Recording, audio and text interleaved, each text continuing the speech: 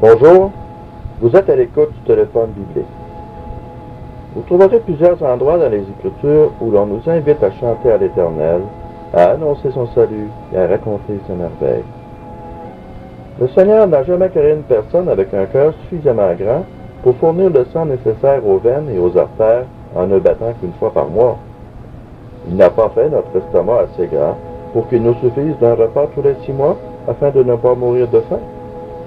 Et il n'a pas conçu nos poumons pour que nous puissions survivre en inspirant de l'air qu'une fois par an. Nos organes fonctionnent fréquemment et régulièrement. Le cœur bat environ 70 fois par minute. Un estomac normal se maintient bien avec 2 ou 3 repas par jour. Et les poumons doivent respirer toutes les quelques secondes.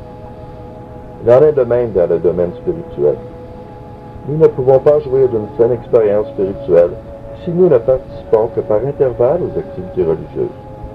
Nombreux sont les chrétiens qui pensent qu'il suffit de fréquenter l'Église une fois par semaine pour maintenir des rapports étroits avec le Seigneur. Un tel raisonnement les fait oublier que les relations avec lui doivent être cultivées avec plus de zèle, même que les rapports entre mari et femme. Après tout, le but de Satan n'est-il pas de briser tout lien entre l'homme et son Créateur? Il sait que sans rapport avec Dieu, nous n'avons aucun espoir de salut. L'un des moyens les plus importants pour acquérir la force spirituelle est la prière et la proclamation de la bonté de Dieu.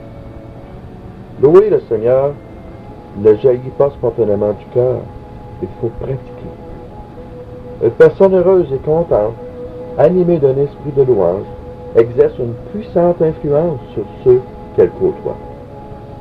Amis à l'écoute, en y réfléchissant bien, vous découvrirez que vous avez été l'objet de bénédictions considérables aujourd'hui, même de la part de votre Père céleste. Prenez l'habitude à chaque jour de le louer et de raconter ses merveilles en votre faveur, au moins à une personne.